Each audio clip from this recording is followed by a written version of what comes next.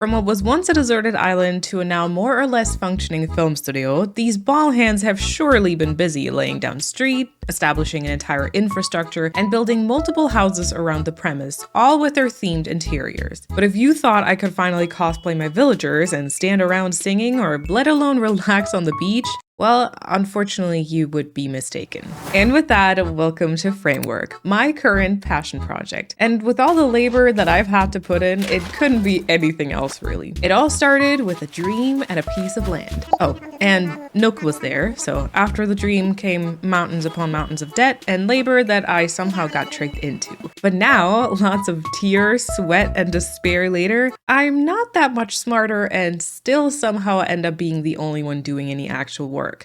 But at least the the film studio is starting to look really cute. When thinking of a film studio, you're probably imagining really fancy film sets with green screens and blue screens and lights and cameras and so on. And yes, we finally have one of those. And believe me, I wanted to explain all about that today and show you what I've worked on. But just as Tasha and I started reaching out to agencies and actors, and before we could even work on the next set, the first complaints started reaching us about how there wasn't a space for the actors to relax in between takes or maybe grab a bite to eat. Apparently, this quaint little cafe that I built isn't enough. Go figure. And because I will simply not be leaving anything up to chance in this studio, to the planning office I went. I do have some space limitations to consider after all. Whose idea was it again to move to an island? Now, looking at a map of our studio, all this front part here is already fully decorated and occupied by our staff and their respective houses. So we will instead focus on the back half. Like previously mentioned, we do now have our first film set in the back left corner. And according to my original plan, the next one was to be set up, because, you know, it's a film set, directly next to it. However, if we move that one a little bit further over to the side, we might just be able to squeeze in something else right in between here. And then if we extend this street a little bit further back and introduce another side street, that might just give us enough room right in there to optimize the space and give everyone what they want, I suppose. So let's focus on this part here and try to build up a trailer part. I had built a trailer for Agnes' hair and makeup department before, inspired by this one here, and then I also found these two pictures that gave me a bit of a better idea of what will be needed. This is what the area looks like on the island itself. So if we take a glimpse into my brain, I'm seeing some like overlapping trailers scattered throughout this area, along with some fencing on the side to keep this as sort of a closed off space. And then of course we will add some trees around the edges. I think I might just use some dirt path around the trailer since this is more of like a temporary setup, and then maybe we'll even have room for a truck or a car or something similar. Now I still have a couple of buildings I need to include, one of which is the campsite, and I have gotten some external recommendations to utilize this for either guest stars or whenever someone applies for a role, which I think is a really good idea. So maybe we can even include the campsite here. Not sure exactly where though. Okay, if I look at the sketch now, I think I may have miscalculated the space a tad because the area feels a little bit longer overall. So I'll move this entire ensemble a little bit further back, and then maybe with some fencing all around it, we can keep this part here in the front a little bit more open and then add in some decorations like cameras or lights, or maybe even a little food display. Of course, we'll bring back more trees and the dirt path. And if you thought that I wasn't gonna use the Framework logo in this area, think again. Let's also bring back that truck, and our super pretty area sketch is done. Let's see how close we can get this with the actual area. And now to get into the right headspace, I will also do a quick outfit change, and I'm ready to get started. Now, one thing I have got going for me is that I am basically already a professional when it comes to assembling trailers because, like I said before, I built one already and Agnes has been raving about it, of course. So we will essentially use that same formula for this area. With a bunch of the needed items in my pockets, the first step will be to find a good distribution of the trailers. I would like to maybe have 3 in total, so we'll start with one in the very back left and then one just in front of that, which quickly made me realize that space, in fact, will be an issue. If wanting to include the campsite, which is 4x4 tile itself, we'll need to squeeze all of these a little bit closer together. But I mean, no one said the actors would get a spacious area, right? So trailer number 3 will go a little bit further to the front right, which actually already makes this bump into the previously decided area border. I'm not really sure if this is going to work out with my vision. Pushing the middle one yet another tile further back, I then equip my trusty little construction helmet to start marking the campsite location. And moving that trailer further back. Now, I thought a little overlap with the trailer and campsite here might be quite cozy, so more adjustments might be needed. For now though, let me pick up the campsite moving kit and also start depositing all the items that I already own, like some simple panels and tire toys. I would definitely need to do a little bit more online shopping though. A preview at the campsite, and I don't really know. Maybe let's go back to that initial spot. Okay, no. Or next to the trailer? Maybe more to the right, but then there'd be no room for trees. All right, so we could be moving this trailer more towards the left edge and really utilize all that real estate we have here. Okay, so stay with me. Trailers as much to the left as possible, potential tree spots here, and then the campsite just next to that. I'ma do it, and we'll see if that works out. So trailers to the left, there we go. Some trees planted, and then this trailer will definitely have to change its position. Maybe we can like push it as far up against the campsite as possible and then create that bit of open space for the food display, which would sort of look like this. Oh, or what if we actually turn this trailer sideways? Then we could even create the setup I had done before with the car and some rope fence. There we go. Now that might be a good idea. And then with some cleverly located trees, we can also hide whatever imperfections the setup brings along. And then we have enough room for all of our plants. Alrighty, let's go craft some decent doors for the trailers and install them, and then look at this little in-between overview that's actually not too far off from the sketch either. Now, instead of helping me as I once again move huge structures and make considerable changes to the infrastructure, all the villagers seem to have some type of event going on where they weirdly dressed up and are walking around with their bug nets. And I wasn't invited. Well, fate of a CEO, I suppose. A day later, I was able to distribute the missing wide display stands, and then with the extra sideways one that I've placed, my new task would be to hide the glass windows here as best as I can with a tree. With a tree. Hello? I said with a tree. Okay, there we go. Let me move this trailer here a little bit more to the center, and then of course we'll plant another tree. And now let's also bring in some of the missing items for the trailers. Another TV as the window here, and a tire toy as the wheels here. Now I wanted to go and plant some more trees because, you know, nature is important and all, but it wouldn't let me. So like, what other choice did I have but to go for a big fat truck instead? I mean, really, my hands were tied. I tried to make up for it though by planting some more trees over to the right hand side as well as by this trailer corner. That way I can bring in some tires here as well, and perhaps also add that food display I've been dreaming about right here. Another tree at the corner here, and then time to let all those grow. I stunted a few of them already and also swapped these two hardwood trees here in the front, and then as I attempted to replant this cedar, my shovel promptly exploded in my hands. I mean, I guess tool making still isn't on my list of talents. But with a brand new golden shovel, only the best of course, the cedar tree was then replanted, and so was the hardwood. Yet another day later, I stunted this cedar tree by the trailer and also planted a fresh hardwood just behind it. I also swiftly collected this truck, my ball hands really are unbelievably strong, to slap our logo on the side, which is much better, don't you think? Pascaline had actually secured the car and trailer in a slightly different way that I kind of prefer to my current setup, so I made sure to switch it up and consequently moved the trailer a little bit closer to the car as well. And now let's get out of this rain because my clothes are already completely wet.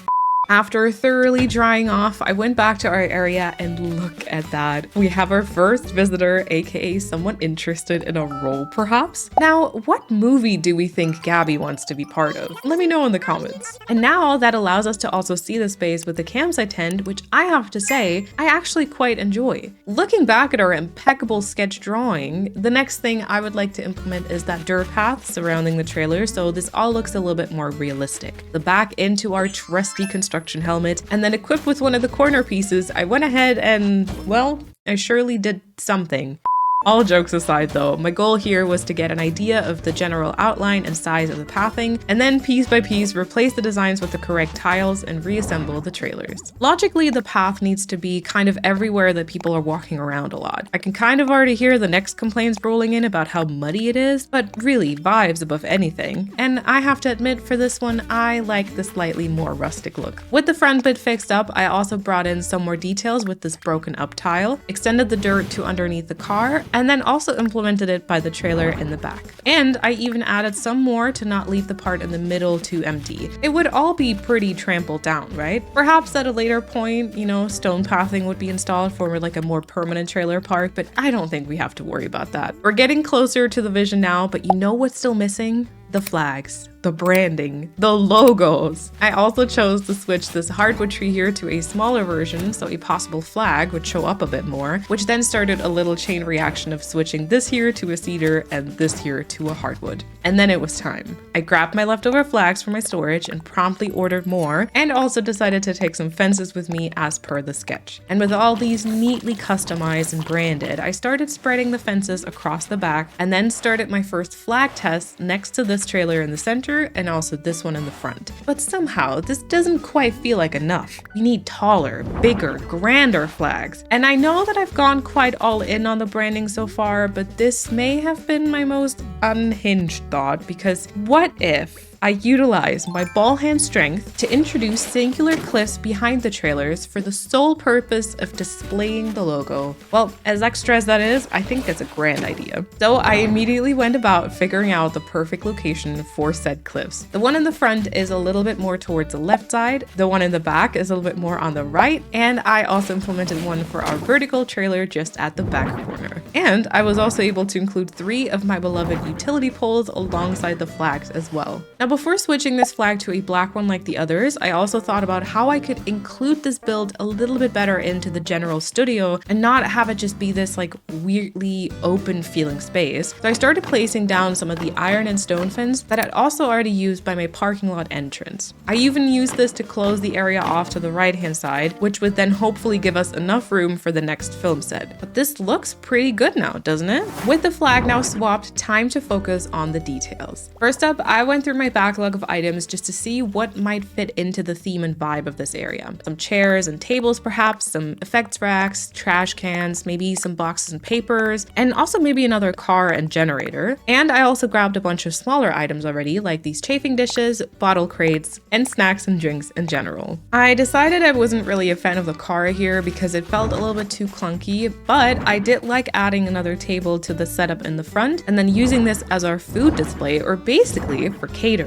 I like this so much, in fact, that I also brought another table to the left. I mean, we are talking about food. I'd also placed the generator behind the campsite and installed a trash can just here in the center. And after bringing in some more of the promised food, I got the idea of placing a hanger rack by the trailers, almost like a last fitting just before shooting, I ended up putting this towards the front left alongside some shoe boxes and then moved on to scatter some script papers in the area. I also placed some slippers outside this trailer and took some more inspiration from my entrance build by adding this film poster stand. Almost like this is the trailer setup for this movie specifically. Just a few more items are missing now. A tin bucket and second trash can by the campsite, and a little stool with some coffee in front of this trailer. And I also changed the car to a black one. And now all that was needed were some shrubs and flowers. Oh, and if you were wondering why we once again haven't been seeing any of my villagers, they seem to have their private club going on again, which is fine. I'm not feeling left out or anything.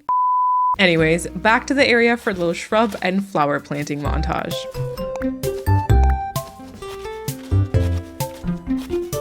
I also extended the fence to this back part as well, planted a potato like the true German that I am, and placed some more shoes. And then with the last few fillers along the side, our trailer park is done. Now, the vibes are rather rustic, but I sure as hell hope there won't be any more complaints. And while one might argue that I'm not in fact the best at drawing, this is actually somewhat close to my inspo sketch. I mean, the resemblance is uncanny, no? Let's, however, not get too swept up in the feeling of achievement, because this was only one of the areas on the list today. I will give it back over to Pascaline for some more planning and artistic skills.